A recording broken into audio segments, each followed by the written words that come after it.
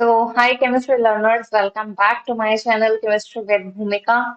And before starting anything, I would like to tell you please follow, subscribe, and share my channel so that we can get a lot of discussion kind of videos.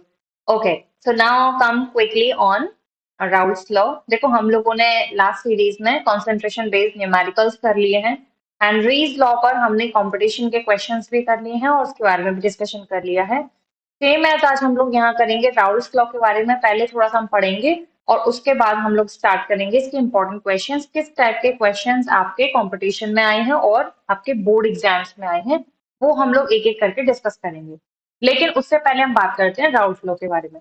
लेकिन अब Raoult law जो है वो हमारा लिया गया है vapour pressure of liquid solution पर।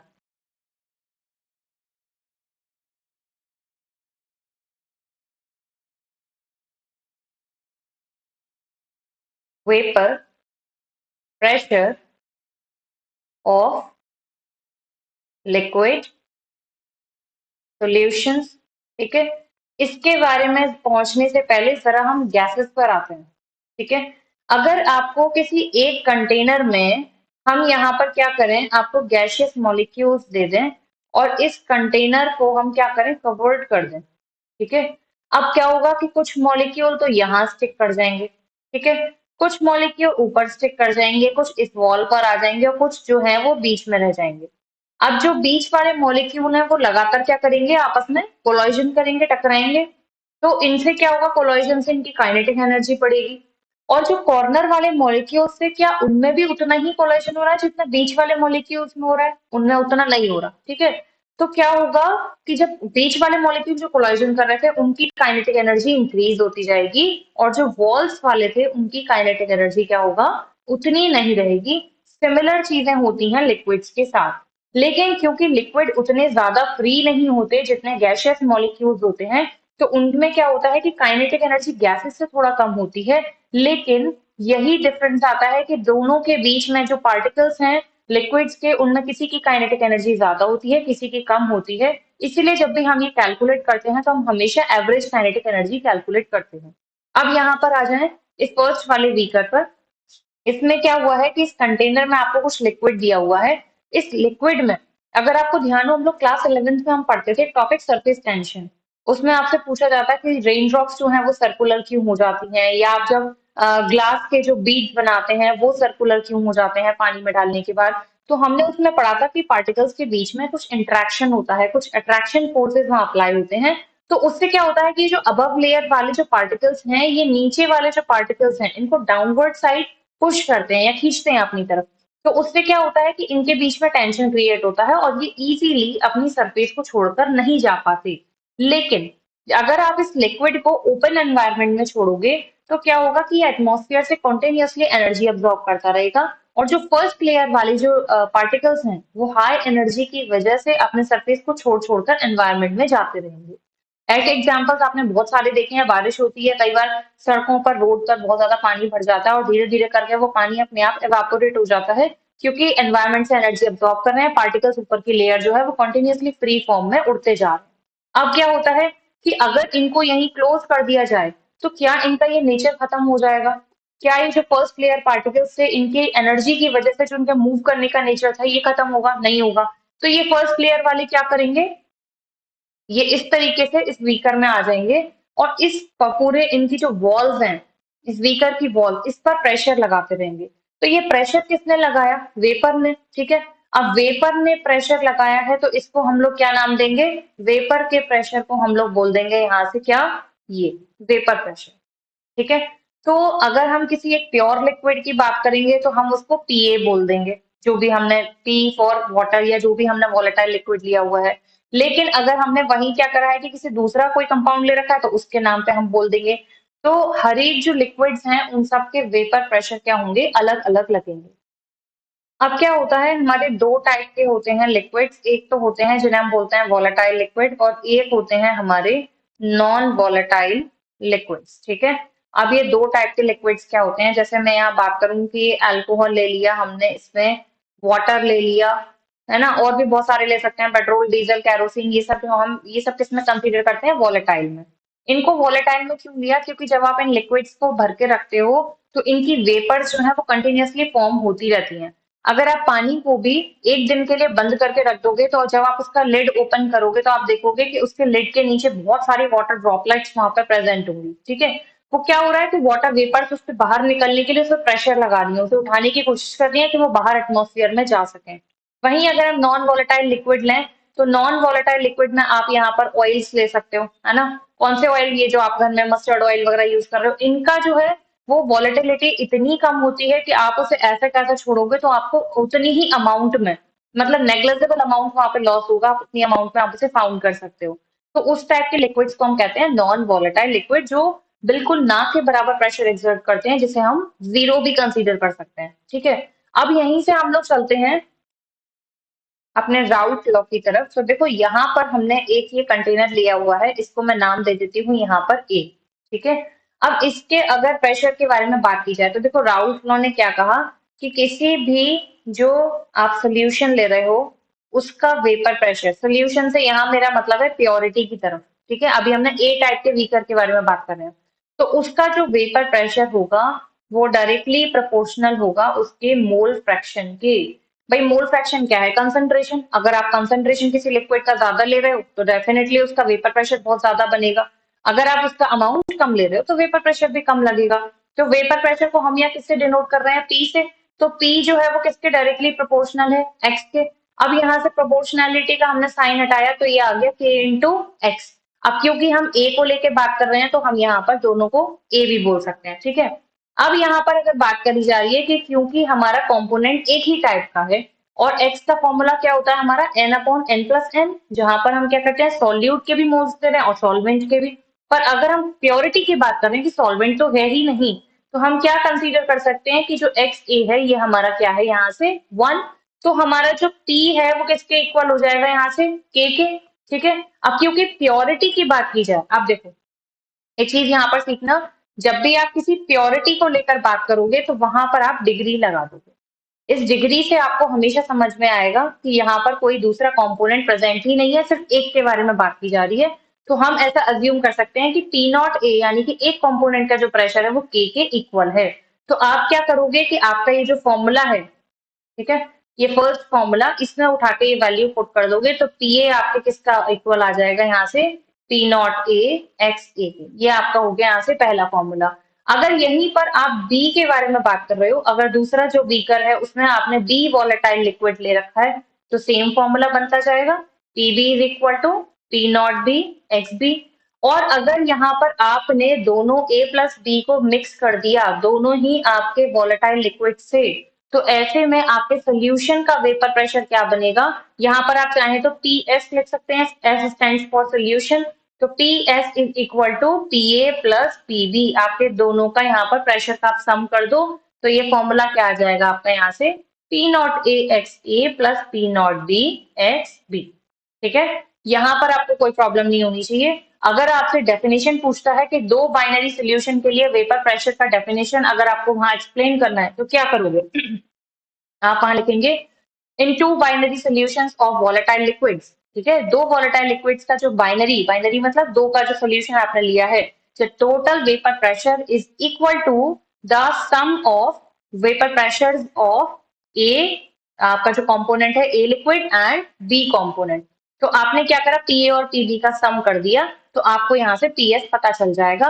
साथ में आपको ये जरूरी नहीं है कि दोनों के आपको मोल फ्रैक्शन पता हो, अगर किसी एक का भी पता है तो आपको तो पता है यहाँ से कि हम जानते हैं x A plus x B is equal to होता है 1। तो अगर आपको सपोज एक्स ए पता है एक्स बी नहीं पता है तो एक्स बी आपका क्या हो जाएगा यहाँ से 1 माइनस एक्स ए। तो ये भी आप इजीली यहाँ से क्या कर सकते हो? कैलकुलेट कर सकते हो, ठीक है। अब ये हमने बात करी तब जब हमारे दो बाइनरी सोल्यूशन में दोनों ही वॉलेटाइल थे। अगर दोनों वॉलेटाइल ना हो तब क्या होगा? अब यहीं पर इसको मैं ड्रॉ कर रही हूँ कि ये तो आपका है ए टाइप का लिक्विड, प्लस यहीं पर एक और कंटेनर हमने ऐसा लिया जिसमें आपके जो लिक्विड है ये नॉन वॉलेटाइल है।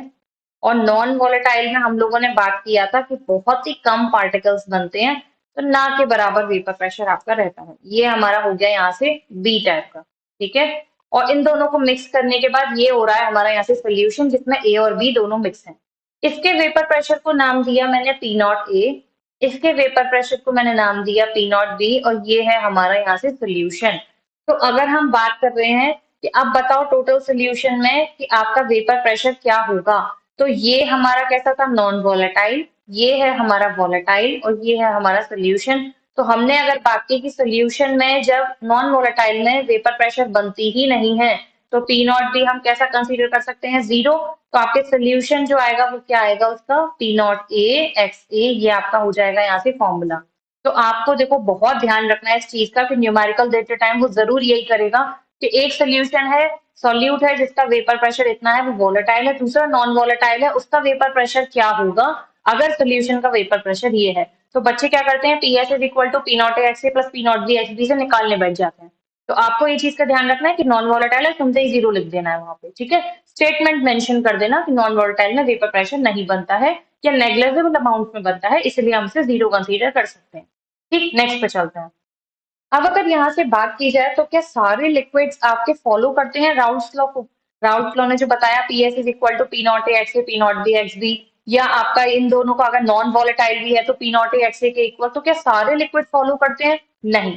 सारे लिक्विड्स ये रूल फॉलो नहीं करते, और इसी बेसिस पर उन्होंने क्या दिया कि दो टाइप के सोल्यूशन हो जाते हैं, एक को जिन्हें हम आइडियल कह देते हैं और एक जिन्हें हम नॉन आइडियल कह देते हैं। इसका इन जो डिफरेंस है ये बोर्ड में बहुत ज्यादा पूछा जाता है, या तो ये या फिर इसके पॉजिटिव नेगेटिव डेविएशन का। तो ये तो डेफिनेटली आने वाला क्वेश्चन है, करना ही करना है। तो इसका मैं कॉमन आपको डिफरेंस करते हुए पढ़ाती हूँ। देखो, अगर जो आपका आइडियल सोल्यूशन है वो आपकी हर कंडीशन पर राउल्ट लॉ को फॉलो करे, ठीक है, मतलब क्या कि पी एस जो है ये आपका इक्वल हो जाए यहाँ से P not A x A plus P not B x B के। तो इस टाइप के सोल्यूशन आपके हो जाते हैं आइडियल।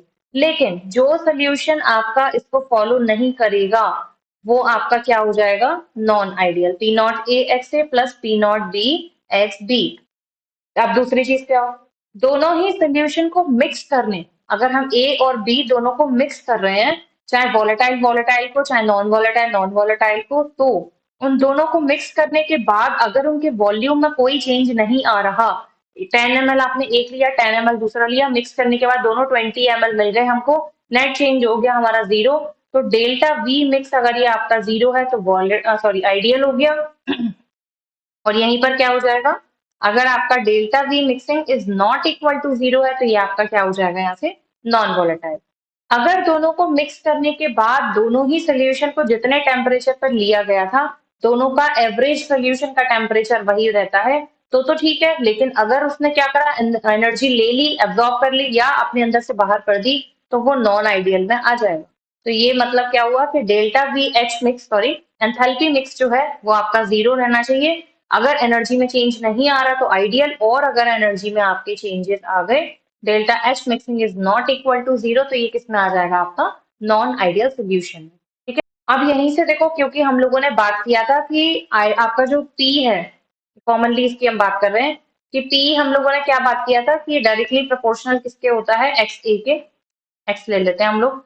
तो इनके बीच में जो ग्राफ है वो कैसा प्लॉट होना चाहिए, अगर मैं यहीं पर किसी एक के लिए बात करा रही हूँ, ठीक है, यहाँ पर ही खत्म हो गया डिफरेंस।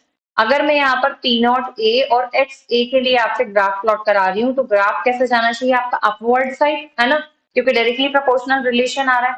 और अगर यहीं पर मैं आपके लिए ये पी नॉट बी और एक्स बी का ग्राफ बनवाऊं तो क्या ग्राफ चेंज होगा, सेम रहेगा, रिलेशन तो वही है ना, रिलेशन तो कॉमन है भाई। तो अब यहीं से अगर हम आपसे बात करें कि यही ग्राफ जो इस तरीके से हमने ये लिया था, ये था हमारा graph p not A x A का, और यही ग्राफ है हमारा p not B x B का जो हमारा अपवर्ड डायरेक्शन में जा रहा है। तो ये जो ग्राफ हमने जो इस तरीके से ले रखे थे, अगर यही ग्राफ मैं इस तरीके से जोड़ दूं तो देखो किस तरीके का बनेगा ये हमने यहाँ पर इस तरीके का ले लिया, ये क्या आ गया हमारा पी नॉट ए, ये आ गया यहाँ से हमारा एक्स ए जो इस तरफ जा रहा है, इसी को हमने यहाँ पर ये लिंक करा दिया इस तरीके से, ठीक है। यहाँ से हमारा जा रहा है ये एक्स बी और ये जा रहा है हमारा p not B. P not A x A का ग्राफ सपोज कुछ इस तरीके से आया, p not B x B का ग्राफ ये सपोज कुछ इस तरीके से आया, तो जो टोटल आएगा वो हमेशा इन दोनों का इस तरीके से मिलता हुआ आएगा, that P S is equal to P not A x A plus P not B x B. ठीक है, यहाँ पर कोई डाउट नहीं होना चाहिए। इस पॉइंट पर हम अगर बात करें, अगर यहाँ पर एक्स ए 1 है तो एक्स बी हमारा क्या है यहाँ पर 0। क्या मतलब है यहाँ इस चीज का कि ये प्योरिटी की बात चल रही है, सिर्फ ए कॉम्पोनेंट प्रेजेंट है, बी नहीं है। सिमिलरली अगर इस जगह की बात करें कि हमारा एक्स बी अगर 1 है तो यहाँ पर एक्स ए हमारा क्या है 0, सिर्फ बी वाले कॉम्पोनेंट को लेके बात हो रही है। ठीक है, तो ये हमने ग्राफ बनाया आइडियल कंडीशन में, ये हमारा आइडियल के लिए ग्राफ है। अब देखो हम वापस से बात करें कि नॉन आइडियल में हमने सारी चीजें नॉट इक्वल टू कर दी, मतलब वॉल्यूम जो है वो 0 के इक्वल नहीं है। तो क्या मतलब है, बढ़ गया वॉल्यूम या घट गया? तो दो कंडीशन बन जाएंगी यहाँ से वापस से, कि या तो बढ़ेगा या घटेगा। तो वहीं पर आ जाओ। अब देखो इसकी मैं मतलब बात करूं आपसे, ये हमने ले लिया एक लिक्विड, इसमें ये ए का पार्टिकल और दूसरे ए का जो पार्टिकल है, इनके बीच में जो इंटरेक्शन है वो सपोज 10 है, मैं आपको यूनिट नहीं स्पेसिफाई कर रही, ठीक है, आप ऐसे अज्यूम करके चलो। प्लस अब यहाँ पर ये जो बी हमने लिया है, इसके बीच में जो पार्टिकल का इंटरेक्शन है, ये वाले पार्टिकल्स का, इन दोनों के बीच में ये इंटरेक्शन कितना है 10। अगर इन दोनों को मिलाने के बाद यही इंटरेक्शन एवरेज होके 20 का जो हाफ है वो 10-10 आता तो ये आइडियल में हो जाता। ठीक है, इंटरेक्शन सेम है, चेंज नहीं हुआ एवरेज इंटरेक्शन। लेकिन अगर यही इंटरेक्शन आपका बढ़ जाएगा, तो इंटरेक्शन बढ़ गया है ना, तो इसका मतलब क्या होगा, एक मिनट में इसको थोड़ा सा यहाँ इरेज कर दूं। अगर ये जो पार्टिकल है, वापस एक मैं यहाँ पर वीकर ड्रॉ करती हूँ, ठीक है, ये वीकर हमने ड्रॉ किया, यहाँ हमने ले रखे हैं ये कुछ पार्टिकल्स।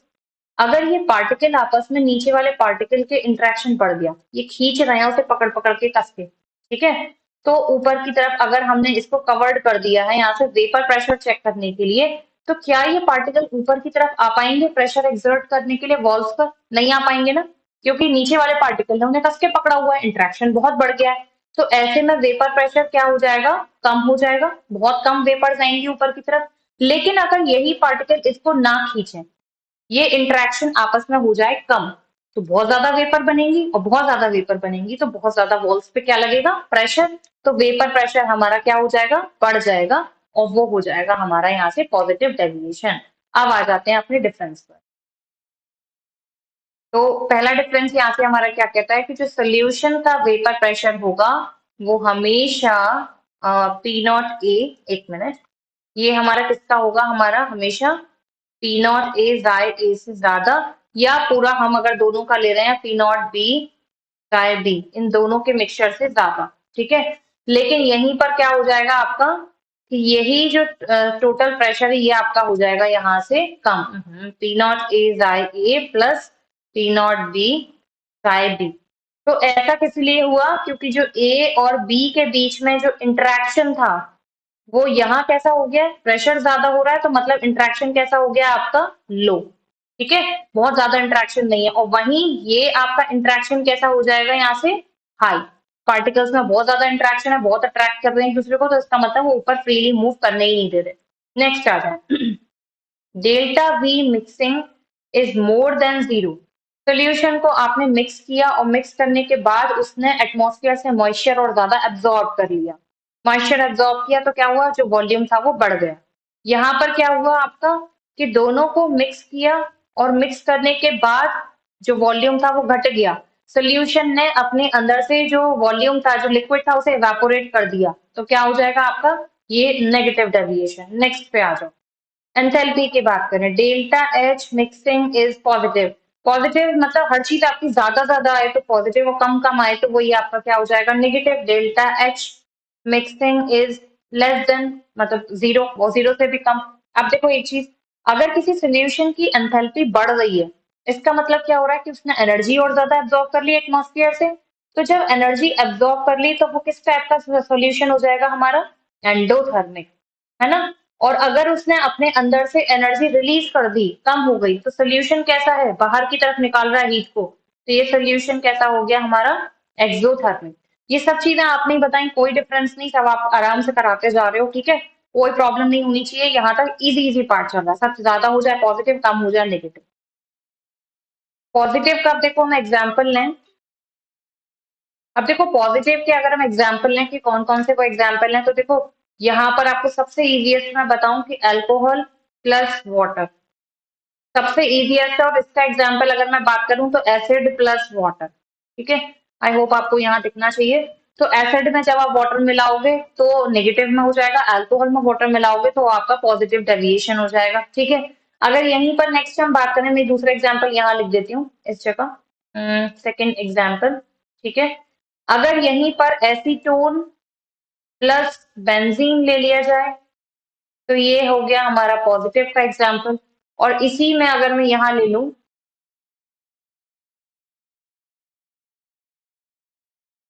एसीटोन में एनिलीन मिला दें तो ये हो जाएगा हमारा यहाँ से नेगेटिव का एग्जाम्पल, ठीक है।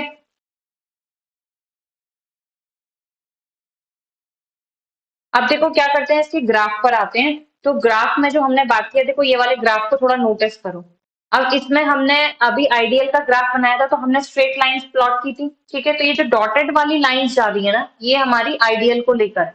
और अगर यहीं पर हम इस अपर सरफेस की बात कर रहे हैं कि जो ऊपर की तरफ जा रहा है, ठीक है।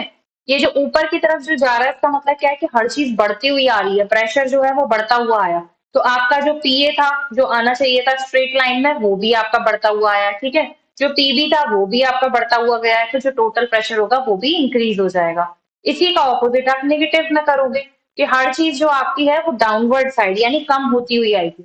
अब देखो इस ग्राफ से एक सबसे ज्यादा जरूरी जो क्वेश्चन आता है उसको हम कहते हैं एजियोट्रॉप। एजियोट्रॉपिक मिक्सचर क्या होता है, 100% लिखवा लो, ये क्वेश्चन आपका आएगा ही आएगा।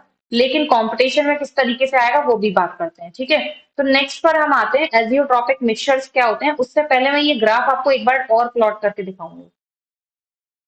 हम लोगों ने ये बात किया कि अगर पी नॉट ए और एक्स ए के बीच हम ये ग्राफ प्लॉट कर रहे हैं तो इस तरीके का बनना चाहिए था। पी नॉट बी और एक्स बी के बीच में बात कर रहे हैं तो ये इस तरीके का, इस तरीके का बनना था। एक मिनट, हाँ, ये बनना था हमारा इस तरीके का। और इन दोनों को सम, थोड़ा सा भाई अंदाजा लगा लेना, थोड़ा सा कहाँ गया, इस तरीके से आना था। लेकिन पॉजिटिव में हमारा आया किस तरीके से, ये आया कुछ इस तरीके से बढ़ता हुआ।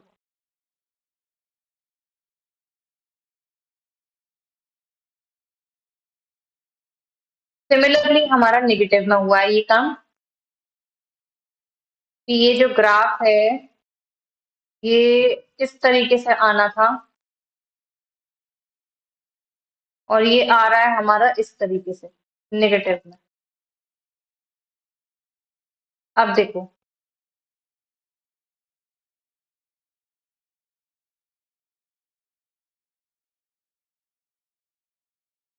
कुछ चीज यहाँ पढ़ानी है इसलिए वापस ड्रॉ करना पड़ेगा मुझे। अब देखो यहाँ पर जब आप पॉजिटिव में एक चीज नोटिस करते हो, उस वाले ग्राफ में शो नहीं किया है लेकिन ये होना चाहिए था वहां पर, ऑनलाइन मैंने निकाला है तो मुझे वही मिला। देखो पॉजिटिव में एक पॉइंट आपका ऐसा आता है कि जब ये प्रेशर बढ़ रहा है तो ये पहले इस तरीके से बढ़ा और फिर धीरे धीरे इस तरीके से गया।